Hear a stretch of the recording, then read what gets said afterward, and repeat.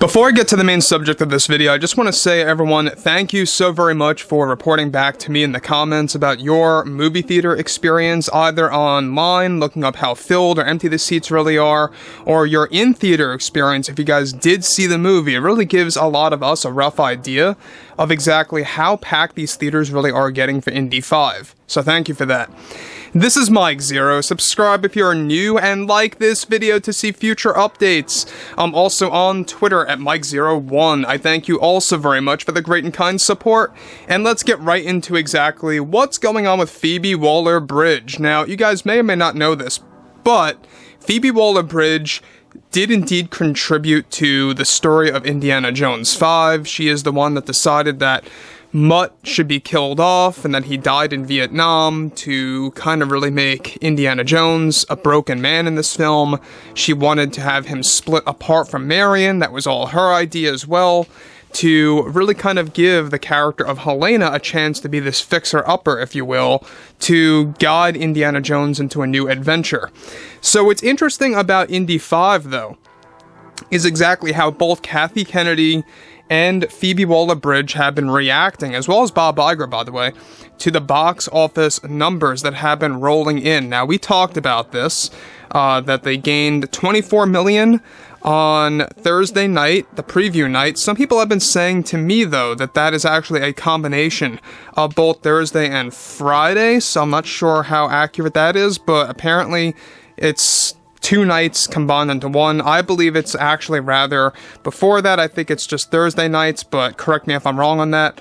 But so far, that's really not looking good. That's basically the opening of The Flash, which was $24.1 million, and look where that's heading now. There's a lot of reports that The Flash is getting canceled out of thousands of theaters already very soon, and they're pulling it. So that's really not good. Anyways, with Phoebe Waller-Bridge still promoting Indy 5 to this day, she recently addressed the recent box office reports and numbers and began to get very defensive against the fans. Phoebe delivered the following to everyone. I just think those numbers are bloody false. We have had nothing but great things from people about this film. Theaters are selling out and fans just love it. There is no way the outlets are reporting that correctly, and that is completely and purposely downgraded numbers. Sometimes people just want to see you fail and not succeed. Myself, Kathy, and Steven still remain very optimistic that we are going to easily hit that $1 billion mark worldwide, marking it one as the most profitable Lucasfilm projects in a while. I have no doubt that we will get there. To the naysayers about this film, they just need to grow up and stop focusing on box office numbers and projections. It has nothing to do with the movie itself. Numbers don't make a great or bad film. So just come and see it and judge it for yourself. Like Kathy said, we have great promotions available, thankfully, with Applebee's, where they are giving away tickets, so what's better than that? Now let me just say one thing, guys, quick before I get to the next thing that she talks about, is that this sounds like she's begging for ticket sales. I mean, she is literally begging for ticket sales at this point, as well as Kathy and Bob Iger. They're all in on it, I believe, and they're really trying to really get this thing up there as one of the most profitable Lucasfilm projects, to kind of point their fingers and say I told you so type of thing. Look, there's a lot of people that do not like this movie. That's the utter truth. A lot of hardcore indie fans have issues with this. A lot of regular moviegoers that know nothing about Indiana Jones 5 absolutely love it. But there's also a handful, surprisingly, that did not like it either. And then I've noticed that there's some indie fans that said it wasn't really all that bad of a movie. So you really have these mixed reviews coming in. And a lot of people have been questioning the validity of Rotten Tomatoes and that score. I suggest going over to Metacritic, to be honest, eventually, but even some people say that that's not even 100% accurate. But you know what? I think the best thing to go by is to go by your social circle. Go by your social circle, see what people are saying about this movie, and I think that we should all kind of really project our experience with our social circles, because everybody that I know, a lot of which are casual fans of the Indiana franchise, a lot of which don't know anything about it, some of which are hardcore fans, everybody I've talked to, and I'm not making this up, everybody I've talked to did not like this movie, period, the end. The only thing that they liked was the de-aging technology in the first 15 minutes. The deepfake tech, I should be more specific. So that was about it. And you know what? What Lucasfilm should have done, they should have just made this perhaps a short round movie where you have an adult version of Shorty going on an adventure, looking for Indiana Jones. Maybe they can throw the dial in there as a relic where he can go back in time and experience younger version of Indiana Jones. That to me would have been amazing. Something crazy like that. Not as crazy as this one, in my opinion, so why not do something cool like that? Anyways, what's interesting about this further is what she also has to say. She goes on to continue, alright?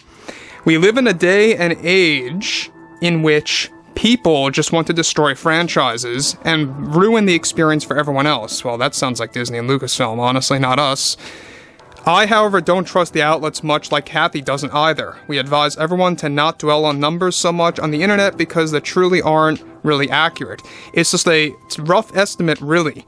And we see many claiming that our film is going to flop. That, too, is bloody coming from nowhere. We are tracking a great weekend and week so far with the pre-sales and regular ticket sales, and we cannot wait to see how we can expand this franchise with sequels that I have been talking over with Kathleen Kennedy for quite a while right now. We have been trying to figure out how we can expand Helena and Teddy's story of something like that to expand the franchise.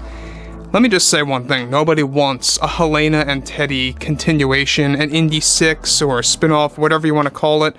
A sequel, it's not going to happen. Let's be very real. They can have this in development for all they want, for how long they want. It's just never going to work out in the end.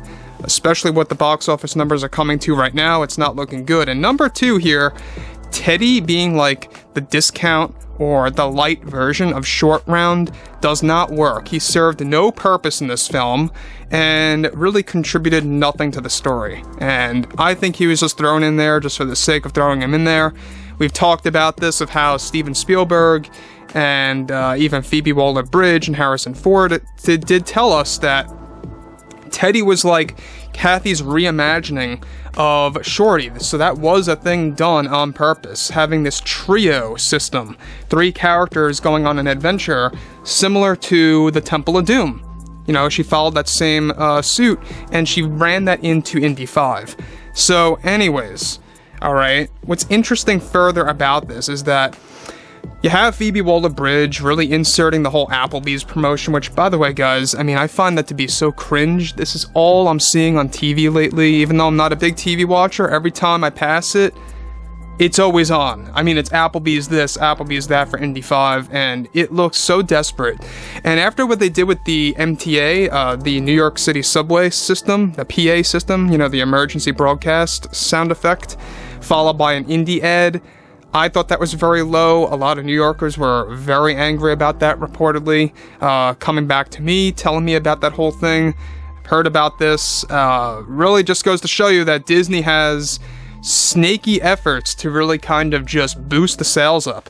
So anyways, guys, you know, drop a comment below. Fill me in below in the comments what you all have to say about this. And if you guys did enjoy the content for today, make sure to drop a thumbs up on this video to support the channel. And I will catch you guys next time.